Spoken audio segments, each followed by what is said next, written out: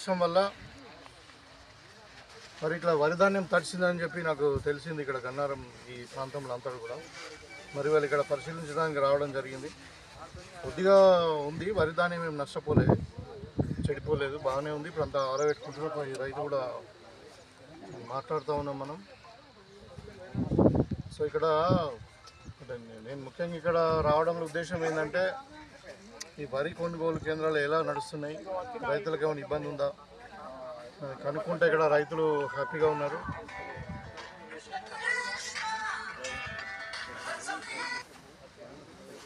ఇవాళ ప్రభుత్వం కృతనిశ్చయంతో ఉంది.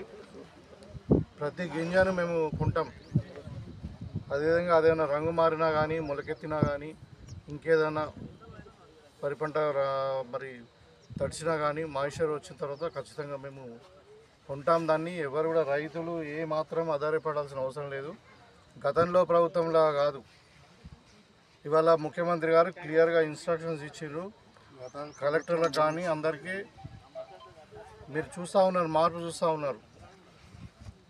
ఇవాళ ఎక్కడ కూడా ఏ రైతు కూడా ఎక్కడ ఇబ్బంది లేకుండా ఎవరు కూడా మినిమం సపోర్ట్ ప్రైస్ కంటే తక్కువ అమ్మొద్దు అని క్లియర్గా చెప్పినాము. ఎవరికైనా అట్లా కొంటే వాళ్ళ మీద కేసులు కూడా రిజిస్టర్ చేయమని చెప్పిన వాళ్ళు ట్రేడర్స్ కావచ్చు, ఇంకెవరైనా కావచ్చు, బయట మీడియేటర్స్ కావచ్చు. తర్వాత మీకు ఇప్పుడు గిన్నీ బ్యాగ్స్ కొరత లేదు, లేబర్ కొరత లేదు, ట్రాక్టర్లు లారీల కొరత లేదు.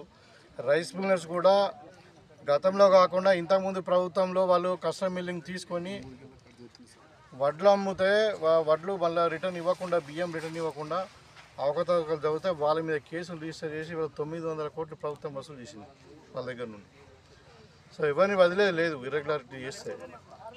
తర్వాత ఇవాళ కేంద్ర ప్రభుత్వం నుండి రావాల్సిన డబ్బులు కూడా మనకు గతంలో వచ్చిన క్వరీస్ అన్నీ కూడా ఫుల్ఫిల్ చేసి, అంటే వాళ్ళు కొన్ని క్వశ్చన్స్ అడిగినారు, దాన్ని మనము సివిల్ సప్లై డిపార్ట్మెంట్ ఫుల్ఫిల్ చేసి ఇవాళ 1200 కోట్లు కూడా గవర్నమెంట్, తెలంగాణ గవర్నమెంట్ రావడం జరిగింది. అదేవిధంగా ఈ ప్రొక్యూర్మెంట్కి కావాల్సిన 300 కోట్లు కూడా గవర్నమెంట్, కేంద్ర ప్రభుత్వం విడుదల చేయడం జరిగింది. మనకి ఈ ప్రభుత్వం పోరాటం చేయడం వల్ల ఇవాళ రైతుకి ఏమి ఇబ్బంది లేదు.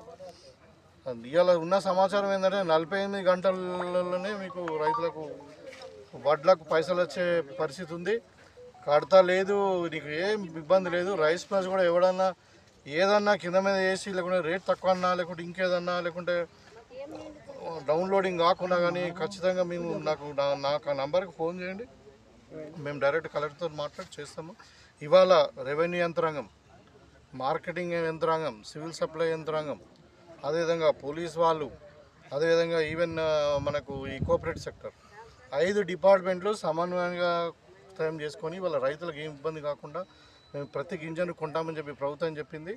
దానికి కట్టుబడి ఉన్నాం. రైతులకు ఒకటే విజ్ఞప్తి, కొద్దిగా ఒక 2 రోజులు అటు ఇటు అవుతుంది కానీ మీరు వరి ధాన్యం తడిసినా, రంగు మారినా మీరేం భయపడాల్సిన అవసరం లేదు.